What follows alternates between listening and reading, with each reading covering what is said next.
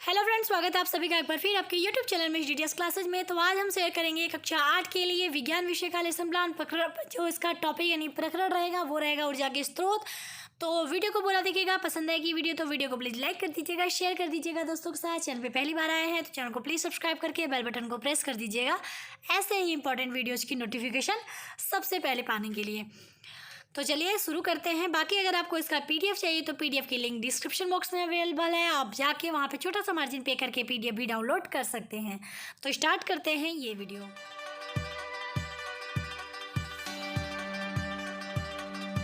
तो सबसे पहले आपको अपने विद्यालय का नाम लिखना है, फिर कक्षा जो है वो लिखना है, दिनांक, विषय, आप चाहे तो उपविषय भी साथ में लिख सकते हैं, प्रकरण, कालांश और समय।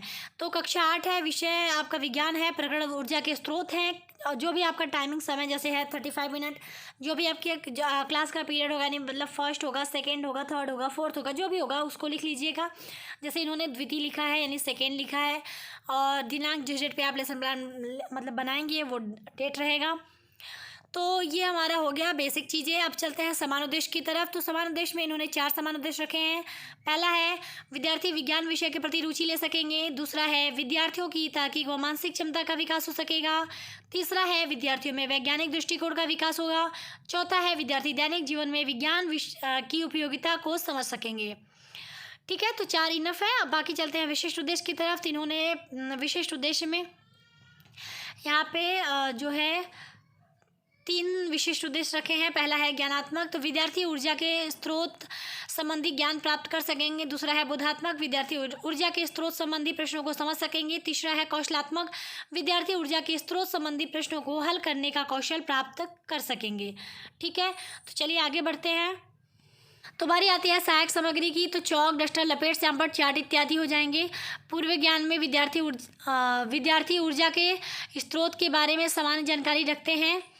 फिर आती है बारी पाठ प्रस्तावना प्रश्न की। तो इसमें आपको 3 सेक्शन करने हैं। एक में लिखना है क्रम संख्या, एक में छात्राध्यापक क्रिया, एक में विद्यार्थी अनुक्रिया। फिर हम प्रश्न देख लेते हैं। तो पहला प्रश्न है, हम प्रकाश करने हेतु अपने घरों में किस चीज़ का उपयोग करते हैं? बच्चे बताएंगे बल्ब का। दूसरा, बल्ब को जलाने के लिए किस ऊर्जा की आवश्यकता होती है? बच्चे बताएंगे विद्युत ऊर्जा की। तीसरा, बल्ब द्वारा विद्युत ऊर्जा किस ऊर्जा में बदली जाती है? बच्चे बताएंगे प्रकाश ऊर्जा में। चौथा, प्रकाश ऊर्जा का सबसे बड़ा स्रोत क्या है? बच्चे बताएंगे सूर्य। फिर 5वां प्रश्न करेंगे, ऊर्जा के विभिन्न स्रोत कौन कौन से हैं? बच्चों को नहीं पता तो मौन रहेंगे, और ये हमारा हो जाएगा समस्यात्मक प्रश्न। यहाँ पे आप चाहें तो ब्रैकेट में समस्यात्मक प्रश्न भी मौन के नीचे लिख सकते हैं। तो इस तरह से अपना ये पाठ प्रस्तावना प्रश्न जो है वो पूरा करेंगे। फिर हमारी आती है उद्देश्य कथन की। तो इसमें लिखेंगे, बच्चों आज हम लोग ऊर्जा के स्रोतों का विस्तार पूर्वक अध्ययन करेंगे। ठीक है, आगे बढ़े। अब बारी आती है हमारे पाठ प्रस्तुतिकरण की। तो इसमें आपको टोटल 6 सेक्शन करने हैं। एक में क्रम संख्या, फिर शिक्षक बिंदु, फिर छात्राध्यापक या छात्राध्यापक क्रिया, फिर विद्यार्थी अनुक्रिया, फिर शिक्षक विधियाँ और फिर श्यामपटकार। इस 6 सेक्शन में आपको पाठ प्रस्तुतिकरण को कंप्लीट करना है। तो अब हम एक एक करके पाठ जो हमारा शिक्षक बिंदु है उसकी तरफ चलेंगे और उसके अंतर्गत सारी चीज़ों को देखेंगे। तो जो हमारा पहला शिक्षक बिंदु है, तो हमारा पहला शिक्षण बिंदु है परंपरागत ऊर्जा के स्रोत। ठीक है, तो इसमें जो है कुछ विकासात्मक प्रश्न है, मतलब कि पहले हम करेंगे बच्चों से। तो यहाँ पे उन्होंने 2 विकासात्मक प्रश्न रखे हैं। पहला, वाहनों को चलाने हेतु किस ईंधन का उपयोग होता है? दूसरा है पेट्रोल व डीजल कहाँ से प्राप्त होता है? तो बच्चे बताएंगे विद्यार्थी अनुक्रिया में पहले प्रश्न का उत्तर पेट्रोल डीजल, दूसरे प्रश्न का उत्तर में नहीं पता तो मौन, और विधि में हम लिख देंगे प्रश्नोत्तर विधि। ठीक है, चलिए अब स्पष्टीकरण की तरफ चलते हैं। तो स्पष्टीकरण में आप लिखेंगे, रसोई गैस, डीजल, पेट्रोल, केरोसिन, खनिज, कोयला आदि को पृथ्वी के गर्भ से होगा यहाँ पे। ठीक है, पृथ्वी के गर्भ से निकाला जाता है। लाखों वर्ष पहले पृथ्वी की भूगर्भ हलचल से अनेक जीव जंतु और पेड़ पौधे भूमि के अंदर दब गए थे। अधिक ताप एवं दाब के कारण ये पेट्रोलियम एवं खनिज में बदल गए। इन्हें जीवाश्म ईंधन कहते हैं। इन पदार्थों की रासायनिक ऊर्जा को हम उष्ण ऊर्जा में बदलकर हम उपयोग में लेते हैं। पेट्रोल, डीजल, प्राकृतिक गैस, कोयला आदि को परंपरागत ऊर्जा के स्रोत कहते हैं। ठीक है, तो ये हमने स्पष्टीकरण के माध्यम से बता दिया।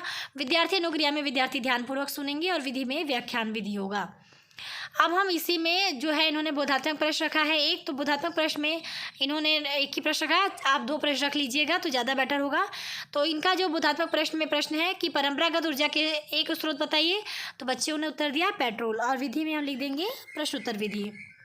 ठीक है, तो ये हमारा हो गया पहला शिक्षण बिंदु। अब हम सेकेंड शिक्षण बिंदु की तरफ चलते हैं। तो सेकेंड शिक्षण बिंदु हमारा है गैर परंपरागत ऊर्जा के स्रोत। तो इसमें भी विकासात्मक प्रश्न है। तो इसमें जो विकासात्मक प्रश्न है, पहला है नदियों की पानी को ऊंचाई से मिलकर कौन से ऊंचाई से गिरा कर होगा, यहाँ पे मिलकर नहीं होगा, ठीक है। नदियों के पानी को ऊंचाई से गिरा कर कौन सी ऊर्जा प्राप्त की जाती है, बच्चे बताएंगे विद्युत ऊर्जा, ठीक है। और दूसरा है गैर परंपरागत ऊर्जा के स्रोत क्या हैं, तो बच्चों को नहीं पता तो मौन रहेंगे, विधि में हो जाएगा प्रश्न उत्तर विधि, ठीक है। यहाँ तक क्लियर है आपको। चलिए अब हम स्पष्टीकरण भी देख लेते हैं। तो स्पष्टीकरण में लिखेंगे गैर परंपरागत ऊर्जा वे स्रोत है जो कभी समाप्त होने वाले नहीं हैं तथा इन स्रोतों का बार बार उपयोग किया जा सकता है, अतः इन्हें नवीनीकरण ऊर्जा स्रोत भी कहते हैं। परमाणु भट्ठी से ऊर्जा प्राप्ति संयंत्र को परमाणु ऊर्जा, ठीक है। आगे वाली पेज पे चलेंगे तो स्पष्टीकरण को हम पूरा करेंगे। बाकी हम विद्यार्थी अनुक्रिया भी देखते चलते हैं। तो विद्यार्थी अनुक्रिया में विद्यार्थी ध्यानपूर्वक सुनेंगे, लिख लीजिएगा आप लोग। विधि में व्याख्यान विधि और श्यामपट विधि होगा। यहाँ पे इन्होंने केवल श्यामपट का लिखा है, तो आप व्याख्या और श्यामपट दोनों लिखिएगा, ज़्यादा बेटर होगा। चलिए तो हम आगे वाले पेज पे चलते हैं और इसको पूरा करते हैं, इस स्पष्टीकरण को। ये हम आगे वाले पेज पे आ चुके हैं। तो पीछे वाली लाइन को पूरा करते हैं तो हो जाएगा संयंत्र करते हैं। बाकी महासागरों में आने वाले ज्वार भाटों को महासागरीय ऊर्जा कहलाती है, अर्थात सूर्य, पवन, जल, भट्टी, महासागर एवं भूगर्भ से प्राप्त ऊर्जा को गैर परंपरागत या वैकल्पिक ऊर्जा कहते हैं। विद्यार्थी अनुक्रिया में हम विद्यार्थी ध्यानपूर्वक सुनेंगे, विधि में व्याख्यान विधि हो जाएगा। फिर बोधात्मक प्रश्न की बात करें तो ज्वार भाटों से प्राप्त ऊर्जा क्या कहलाती है, तो और दूसरा है गैर परंपरागत ऊर्जा के स्रोत कौन कौन से हैं, तो इसका उत्तर बच्चे देंगे महासागरीय ऊर्जा, और दूसरे प्रश्न का उत्तर सूर्य, पवन, जल, भट्टी, महासागर इत्यादि। और यहाँ पे आप विधि में प्रश्नोत्तर विधि लिख लीजिएगा, ठीक है। तो आई थिंक कि ये आपको क्लियर हो गया होगा। और अब हमारा यहाँ पे पाठ प्रस्तुतिकरण जो है वो कंप्लीट हो जाता है। अब हम बढ़ते हैं मूल्यांकन प्रश्न की तरफ। तो यहाँ पे दो प्रश्न हैं। पहला है जीवाश्म ईंधन किसे कहते हैं, दूसरा है ट्यूबलाइट्स के स्थान पर कौन सी युक्ति उपयोग में ली जाती है। निरीक्षण कार्य में बच्चे जब श्यामपट कार्य कर रहे होंगे तब छात्र अध्यापिका उनके कार्यों का निरीक्षण करेगी। गृह कार्य में इन्होंने दो प्रश्न रखा है। पहला है कोयला, पेट्रोल आदि कौन से ईंधन कहलाते हैं, दूसरा है नवीनीकरणीय ऊर्जा किसे कहते हैं। तो यहाँ पे हमारा जो है ये लेसन प्लान कंप्लीट होता है। चलिए इसका श्यामपट कार्य भी आपको दिखा देते हैं। तो ये आप हमारा श्यामपट कार्य देख पा रहे होंगे। इस तरह से आपको श्यामपट कार्य करना है। जो इंपॉर्टेंट चीज़ें हैं आप लिख लीजिएगा। बाकी ब्लैक चार्ट पेपर यूज करिएगा, सिल्वर ग्लिटर पेन यूज करिएगा। काफ़ी लोगों के क्वेश्चन आते हैं कैसे लिखें, किस पेन से लिखें ताकि श्यामपट जैसा लुक आए। तो मैंने बार बार हर वीडियो में बताने की कोशिश करती हूँ। आई होप कि आपके डाउट क्लियर हो जाएंगे। तो बस यही था आज का ये वीडियो। आई होप कि आपको वीडियो पसंद आई हो, आपकी हेल्प हो पाए इस वीडियो के माध्यम से। तो बस छोटी सी रिक्वेस्ट है कि अगर हमारी वीडियो आपको पसंद आती है तो प्लीज़ वीडियो को लाइक कर दें, शेयर कर दें दोस्तों के साथ। चैनल पे नए हैं तो प्लीज़ चैनल को सब्सक्राइब करके जाएँ, बेल बटन को प्रेस कर दें ऐसे ही वीडियोज़ की नोटिफिकेशन पाने के लिए।